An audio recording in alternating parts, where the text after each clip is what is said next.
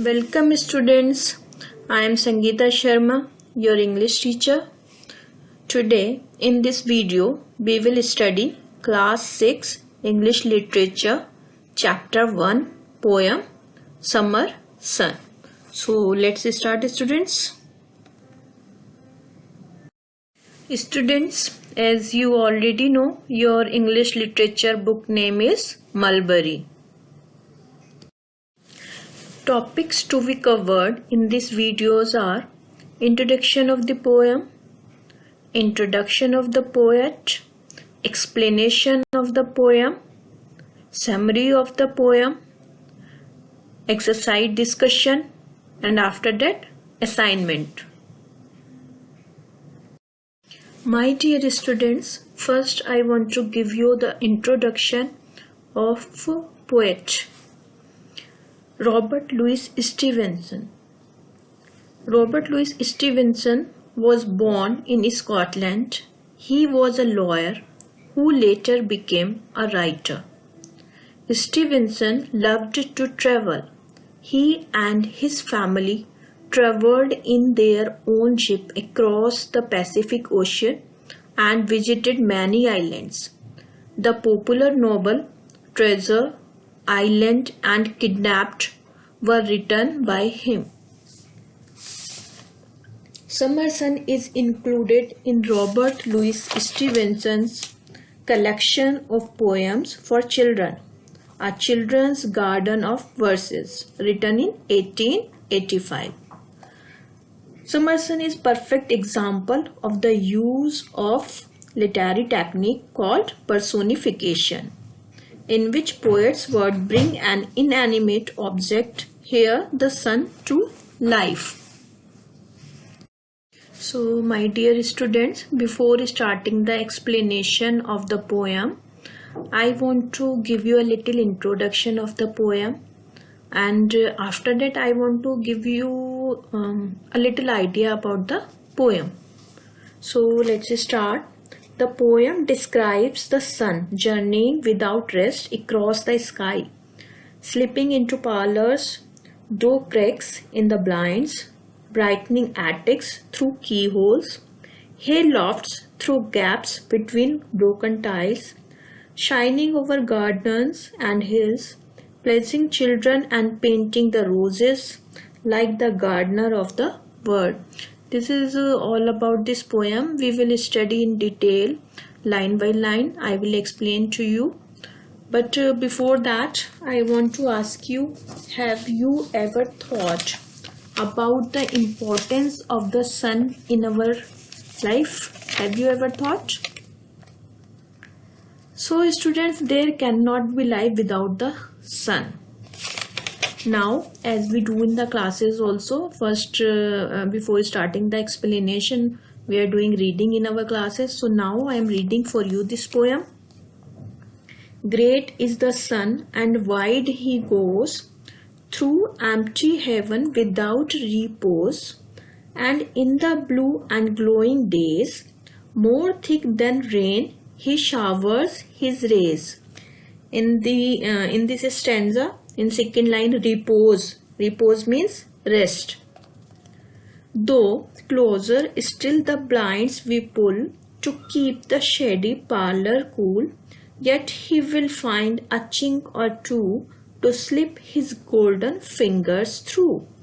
In this stanza, see students, in first line, blinds. Blinds means thick curtains, and parlor means a room to meet guests, or you can say drawing room, sitting area. Chink, a crack or narrow opening. Now third stanza, the dusty attic spider clad, he through the keyhole maketh glad, and through the broken edge of tiles into the laddered hayloft smiles. In this stanza, the tough word hayloft. Hayloft means the upper floor of a farm building used for storing hay, attic.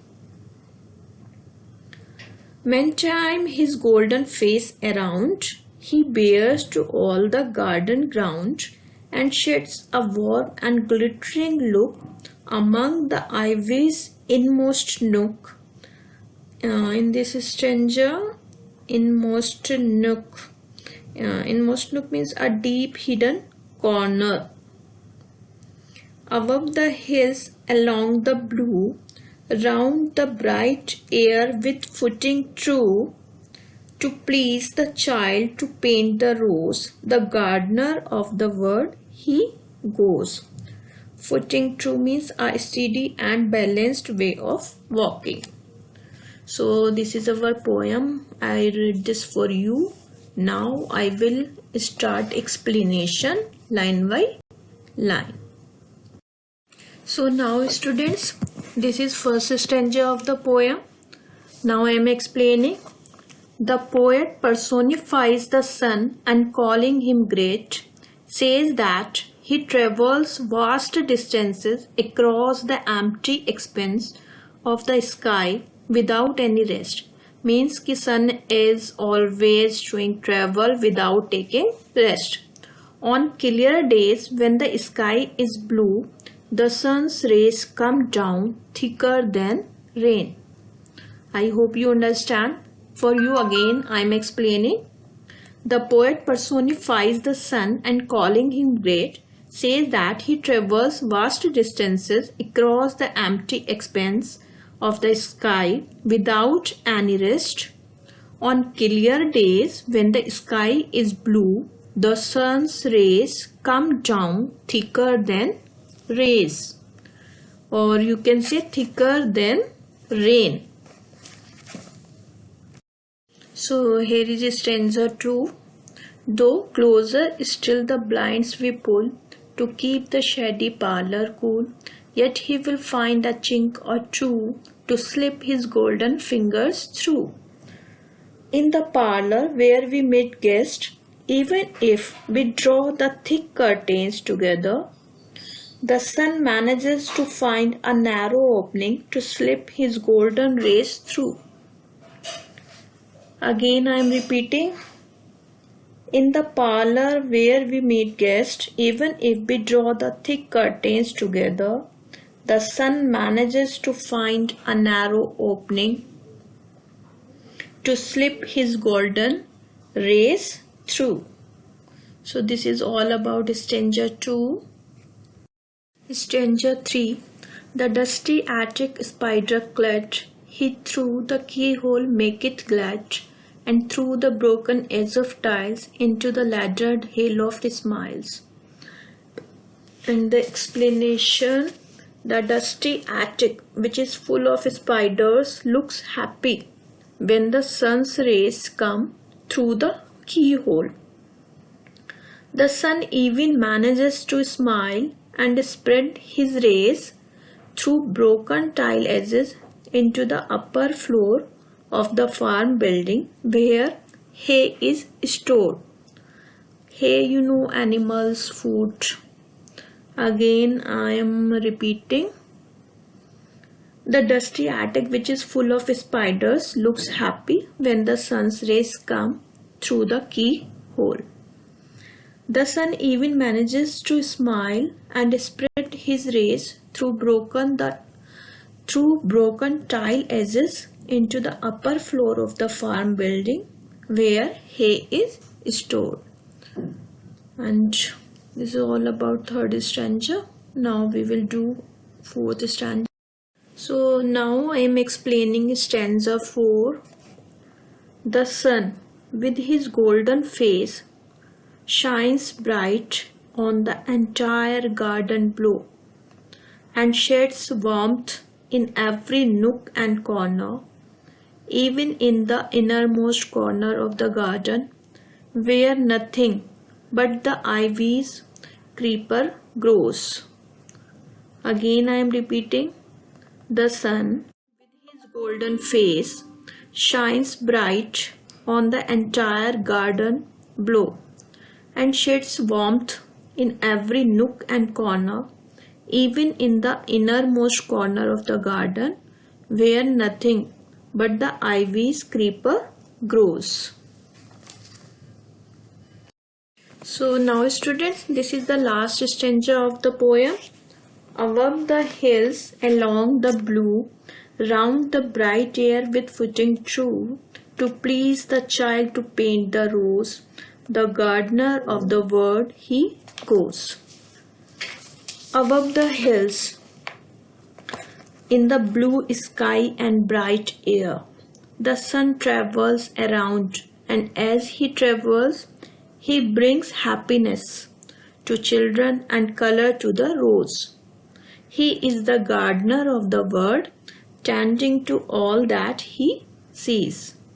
Again I am explaining. Above the hills in the blue sky and bright air, the sun travels around, and as he travels, he brings happiness to the children and color to the rose. He is the gardener of the world, tending to all that he sees. I hope you understand this poem very clearly.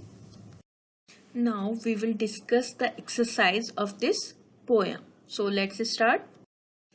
Students, this is your first exercise of this poem. Read these lines and answer the questions that follow. Great is the sun and wide he goes through empty heaven without repose, and in the blue and glowing days, more thick than rain, he showers his rays. And the first question, what do you think the poet means by empty heaven? The poet means a cloudless sky by the expression empty heaven. I hope you understand. Again I am speaking. The poet means a cloudless sky. Second, why are the rays described as more thick than rain? The rays are described as more thick than rain because they are strong and capable of getting through most things. Again I am repeating. The rays are described as more thick than rain because they are strong and capable of getting through most things. Third question, why did he shower his rays in the blue and glowing days? The sun showered his rays in the blue and glowing days because on such days the sky was free of clouds. Again I am speaking. The sun showered his rays in the blue and glowing days because on such days the sky was free of clouds. Now B part of this exercise. Yet he will find a chink or two to slip his golden fingers through. First question, who will find a chink? Where was he supposed to find a chink? The sun will find a chink. This chink is to be found between the blinds or curtains that have been pulled down to keep the sun out of the rooms in the house. Second part of this exercise, what do you think the poet means by golden fingers? The poet refers to the sun's rays through the expression golden fingers. Golden fingers means sun's rays. Now, why was he being kept out? The sun was being kept out so that the rooms could be kept cool. Again I am repeating the answer. The sun was being kept out so that the rooms could be kept cool. Now C first part. Okay, first I want to read the question fully. The dusty attic spider clad, he through the keyhole maketh glad, and through the broken edge of tiles into the laddered hail of smiles. See first question, who did the sun make happy? How did he do this? The sun made the dusty Spider-clad attic glad. Again I am speaking. The sun made the dusty spider-clad attic glad. Spider-clad attic glad spelling SPIDER-CLAD ATTIC attic glad GLAD. He did this by pouring his rays through the keyhole. See second part. How did the sun enter the hayloft? The sun entered the hayloft through the broken edge of the tiles. Again I am saying the sun entered the hayloft through the broken edge of tiles. And see last question. What do these lines tell you about the sun? These lines tells us that the sun is hard.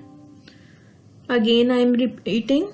These lines tell us that the sun is hard to keep out from our dwellings as its rays come in through blinds, curtains and even locked doors.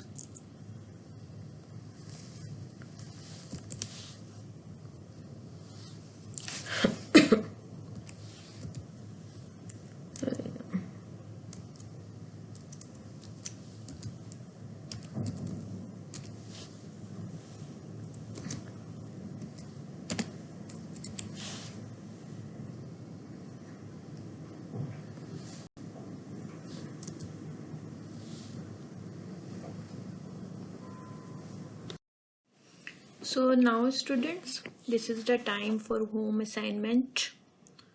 There are 2 questions. You have to do by yourself these questions. Why do you think the poet has chosen summer as a setting for the poem? In this question, everyone has their own view, so you can write in your own words this answer. Third question. Do you agree with the poet when he refers to the sun as the gardener of the world? Justify your answer. If you are agree with the answer, so in the favor of this answer you have to write few lines. If you are not agree, then against of this answer. Generally we should be agree of this the gardener of the world. We should be agree with the poet. So try to do these 2 questions in a rough copy first, later on in a fair copy. So students, when I was giving the introduction of this poem in the starting of this video, I told you this is the example of personification, this poem. So you should know what is personification. So I am telling you the definition of personification. Personification is when we speak or write about a thing, an idea or an animal as if it has human qualities. Again I am repeating. When we speak or write about a thing, an idea, an animal as if it has human qualities. There are some examples also in your book, so you can read. The wind howled all night, the bees danced with the flowers, the cars scrolled through the traffic zone. So all these are the examples of personification. List 2 examples of personification from the poem. From the poem I am telling you, his golden face around. He bears to all the garden ground, to please the child to paint the rose. The gardener of the world he goes, and through the broken edge of tiles into the laddered hayloft smiles. From the poem these lines. Now second question, identify the personification in these rhymes given below. The first one, A. I am a little teapot, short and stout. Here is my handle. Here is my spout. In this poem, the teapot is short and stout. This is the first example of personification. Second, the teapot shouts when it is all steamed up. And second poem, rain, rain, go away, come again another day. Little Johnny wants to play. In this poem, rain can come and go.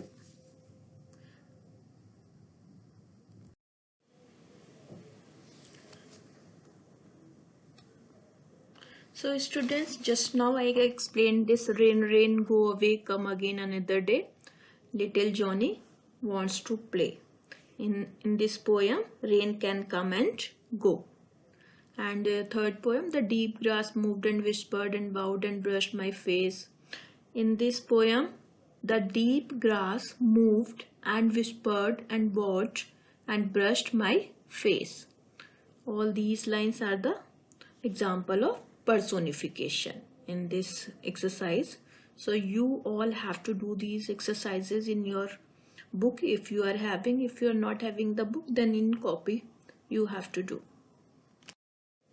Now students, this is poem's last exercise. Use your imagination to complete these personification prompts. You have to think creatively and formulate your own answers.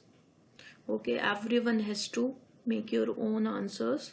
Simple answers I am giving you so that you have get an idea how to do this exercise. The moon arrives at night. The trees waited for the rains to come.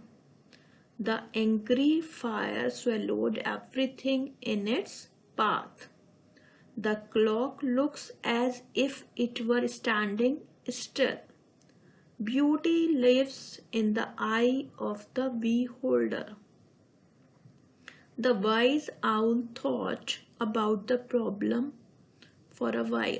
So like this you can formulate your own answers, and I hope you enjoy this exercise. So do this by yourself. Thank you students for watching this video. You have to watch this video and complete your assignment in notebook. Watch this video again and again for better understanding and complete your assignments in your notebook. And one more thing you have to do, you have to write your name, class and section in the comment box.